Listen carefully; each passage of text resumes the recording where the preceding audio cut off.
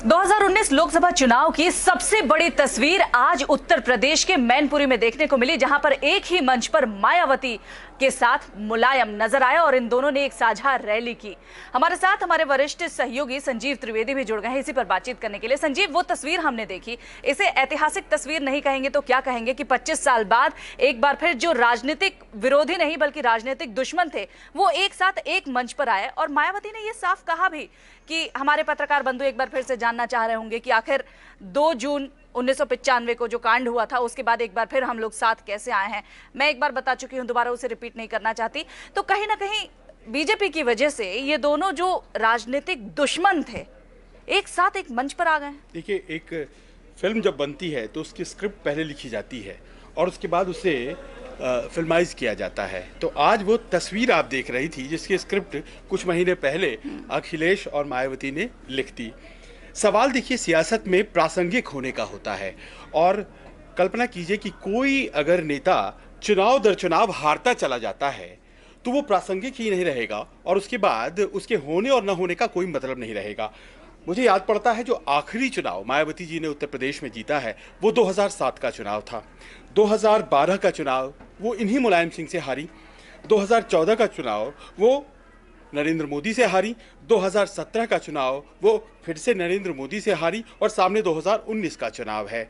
यानी कि आज से वो 12 साल पहले एक चुनाव जीती थी। अब ऐसे में उनकी जो पॉलिटिक्स है, उनका जो नेतृत्व है वो कितने दिन तक प्रासंगिक रहेगा और ऐसे में बदलाव की ज़रूरत थी। जो धुर विरोधी बिहार में जिस तरह से एक साथ आए वो एक टेम्पलेट की तरह सर्व कर रहा है और वो टेम्पलेट बनकर यूपी में भी अब कार्यान्वित होता दिखाई पड़ रहा है जब आप एक फ्रेम में देख रही हैं मुलायम और मायावती को। लेकिन वहां पे बिहार की अगर हम बात करें तो वहां पे वो विरोधी थे, धुर विरोधी थे। यहाँ तो बिल्कुल पक्के दुश्मन थे, क्योंकि 1995 के बाद हमने लगातार देखा किस तरीके से एक दूसरे के लिए ये दोनों उठ खड़े होते थे। अब तो समझ में ये बात आ रही है कि जो दुश्मनी की बात थी वो भी कहीं ना कहीं सियासत को फर्दर करने की थी। मेरे साथ हुआ, मेरा अपमान हुआ, ये दरअसल अपने वोट बैंक को कहीं ना कहीं भावनात्मक तौर पर उद्वेलित करने के लिए, सिंपैथी के लिए, और सिंपैथी से सियासत बढ़ी ऐसा नहीं है। आज की तारीख में SC/ST वर्ग का एक बड़ा वोट बैंक है जो साथ है मायावती के, इस बात से इनकार नहीं किया जा सकता है। लेकिन आज की सियासत में एक सच ये भी है कि जो वोट परसेंटेज है जीत के लिए वो बढ़ गया है। भारतीय जनता पार्टी ने 2014 में ये साबित कर दिया कि महज 30% वोट लेकर के आप अब सत्ता पर काबिज नहीं हो सकते हैं। जाहिर है आपको एडिशनल वोट बैंक्स की जरूरत है। अब केवल दलितों और अकलियत यानी कि मुस्लिम दलित कॉम्बिनेशन से सरकारें उत्तर प्रदेश में नहीं बनाई जा सकेंगी, उसी तरह जिस तरह से सिर्फ OBC और मुस्लिम सपोर्ट से नहीं बनाई जा सकेंगी। मुस्लिम सपोर्ट बेस का विखंडीकरण जो होता था उसके बावजूद पहले मुलायम सिंह या मायावती सरकार बना लेते थे, अब वो संभव नहीं है और ऐसे में इस स्टार्क रियलिटी ने दोनों को जोड़ दिया है। अब पता नहीं आने वाले दिनों में भारतीय जनता पार्टी जिस तरह से चुनौतियां खड़ी करती चली जा रही है और क्या क्या बदलाव आते हैं, लेकिन ये तो अपने आप में बहुत बड़ा सवाल है और कहीं ना कहीं अपने OBC और या यूं कहें कि जो संविधान में पिछड़े होने का जो एक दिया गया है वो जो रिकग्निशन है उसे प्रोटेक्ट करने के लिए एक काउंटर ऑफेंसिव भी लॉन्च कर दिया। आपने देखा मायावती ने कहा कि ये फर्जी OBC हैं, यानी कि उन्होंने अब सियासत को एनिमी कैंप में ले जाकर कहा है कि देखिए ये अगड़े और पिछड़े की लड़ाई है, जिसमें जो पिछड़ा दिख रहा है वो पिछड़ा नहीं है, पिछड़े तो हम लोग हैं। जाहिर तौर पर और एक फिल्मी डायलॉग इस सिचुएशन पर, इस तस्वीर पर संजीव बहुत ही फिट बैठता है कि दुश्मन का दुश्मन भी दोस्त होता है और वही दोस्ती की मिसाल आज इन्होंने पेश की है। लेकिन प्रधानमंत्री मोदी पर जिस तरीके से इन्होंने करारा प्रहार किया और उस पर खूब तालियां भी बजी जो इनके समर्थक यहां पर थे, क्या लगता है कितनी बड़ी चुनौती दोनों मिलकर, अगर उत्तर प्रदेश की राजनीति हम समझें तो कितनी बड़ी चुनौती हो सकती है बीजेपी के लिए या NDA के लिए?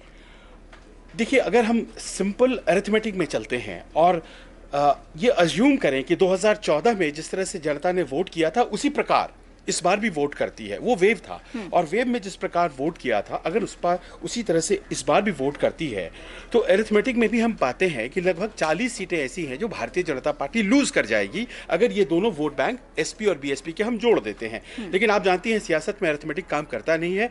संभवतः जो केमिस्ट्री है वो ज्यादा काम करती है। और आज की जिस तस्वीर की आप बात कर रही हैं, वो जो सियासत का रसायन है उसे ज्यादा बढ़ाने के लिए है, क्योंकि उस तस्वीर से प्रेरित होकर के क्या ओबीसी और दलित वोट बैंक एक साथ आएंगे? और अगर ये प्रश्न अपने आप में हल होता दिखाई पड़ता है तो जाहिर है कि अपने आप में ये सवाल खड़ा हो जाएगा भारतीय जनता पार्टी के लिए बहुत सी सीटों पर। अच्छा, मायावती ने एक और बात कही, बहुत ही इंटरेस्टिंग फैक्ट्स उन्होंने निकाल लिए पीएम के भाषण से, और उन्होंने बहुत सारी बातें कही। जैसे उन्होंने कहा कि हमारा जो गठबंधन है यूपी में, उसको प्रधानमंत्री शराब कहते हैं। शराब, हाँ, नशे में है ये तमाम लोग जो यहाँ पर आए हैं, ये सब नशे में है, लेकिन बीजेपी को केंद्र से उखाड़ फेंकने के नशे में। एक एक पॉइंट वो निकाल कर ला रहे हैं। जी हाँ, देखिए, लगता है ऐसा कि बहुत बढ़िया टीम भी काम कर रही है उनके साथ।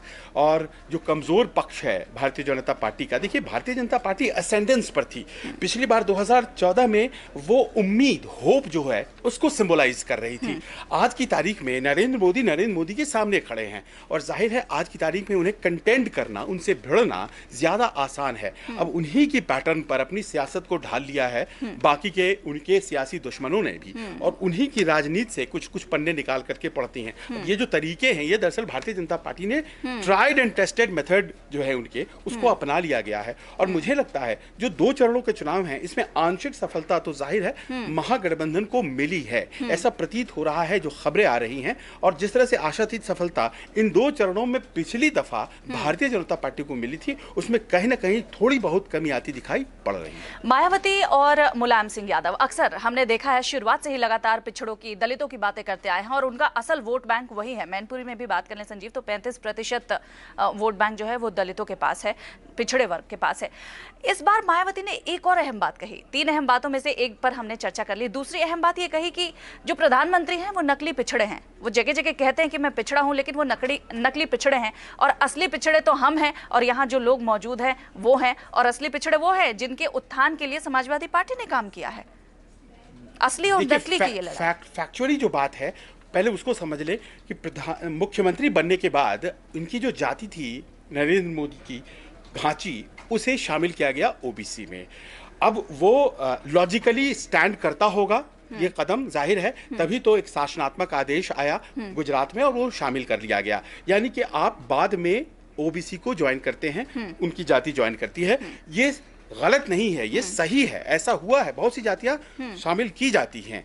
लेकिन क्या ये राजनीतिक दृष्टिकोण से था या नहीं था, एक प्रश्न है। और दूसरा प्रश्न ये है कि क्या इसके ऊपर राजनीतिक सवाल उठाए जा सकते हैं, और उसी मौके का इस्तेमाल कर रही है कि हम तो जन्मजात ओबीसी हैं या हम जन्मजात पिछड़े हैं, दलित हैं। लेकिन ये देखिए, आपकी सिंपैथी गेन करने के लिए इन्होंने ये चोला अख्तियार किया है, लिहाजा आप इन्हें वोट मत दीजिए। यानी कि वो ओबीसी वोट बैंक में जो एक सेंध लगाने की भारतीय जनता पार्टी कोशिश कर रही है, उसको भी उन्होंने प्रिएम्प्ट करने की कोशिश की है। ये अगड़े और पिछड़े की जो लड़ाई बनाई जा रही है, यही भारतीय जनता पार्टी के लिए मुश्किल है। और अगर ये राष्ट्रवाद पे चुनाव होता है तो नरेंद्र मोदी को फायदा होता है। अगड़े पिछड़े की लड़ाई हो जाती है तो याद कर लें किस तरह से 2015 का बिहार का चुनाव हुआ था, जहां पे कहीं ना कहीं ये सियासत भारतीय जनता पार्टी को बहुत मायनों में भारी पड़ जाती है। और एक और अहम बात मायावती ने जो कही है वो ये कि नया भारत, जिसकी बात बीजेपी हमेशा करती रही है, नया भारत बनाना है तो फिर नया प्रधानमंत्री बनाना ही होगा। तो आपने देखा किस तरीके से आज मायावती ने यह भाषण दिया है, मुलायम सिंह के पक्ष में यह भाषण दिया, और मैनपुरी से उन्हें भारी मतों से जिताने की बात जनता से कही है। संजीव, बहुत शुक्रिया हमसे बातचीत करने के लिए।